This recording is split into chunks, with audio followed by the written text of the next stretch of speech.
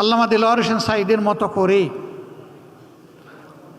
আরও বাকি সকলকেই দুইজন সাবেক আমির জনাব অধ্যাপক গোলাম আজম, হজরত মৌলানা মতিউর রহমান নিজামী, আমাদের সাবেক সেক্রেটারি জেনারেল আলী আহসান মোহাম্মদ মুজাহিদ, নির্বাহী পরিষদের সদস্য এবং ইস্টার্ন সেক্রেটারি জেনারেল জনাব কামারুজ্জামান, আব্দুল কাদের মোল্লা, মীর কাশেম আলী, একে একে তাদেরকে দুনিয়া থেকে বিদায় করা হয়েছে। আপনারা জানেন তার সংখ্যা 11। আমরা মহান রবের দরবারে দোয়া করি আল্লাহ তাআলা তাদের সকলকে মর্যাদাবান শহীদ হিসাবে কবুল করুন। আমরা কৃতজ্ঞ সেদিনকার বিরোধী দলীয় নেত্রী, তিনি বিদেশ সফরে ছিলেন। সিঙ্গাপুর থেকে ফিরে এসে তিনি এই অন্যায়ের হত্যাকাণ্ডের প্রতিবাদ করেছিলেন। আমরা তখন জেলে ছিলাম, আমরা জেল থেকে তা শুনেছি, দেখেছি।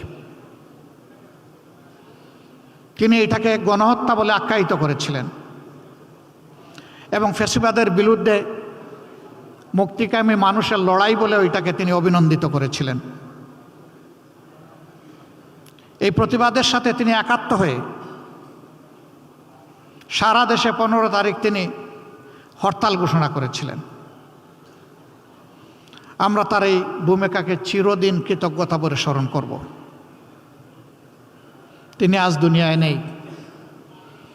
আল্লাহ তাআলার দরবারে দোয়া করি আল্লাহ তাআলা তার এই বান্দিকে উচ্চ মর্যাদায় একজন জান্নাতি মেহমান হিসাবে রাখুন।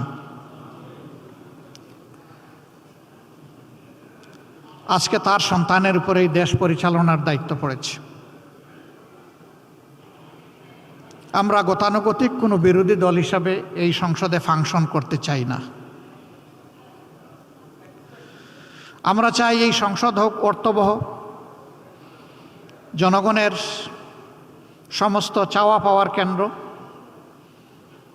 সরকারি দল তারাও যেমন দায়িত্বশীল ভূমিকা পালন করবেন, আমরাও বিরোধী দলের অবস্থান থেকে দায়িত্বশীল গঠনমূলক ভূমিকা পালন করতে চাই।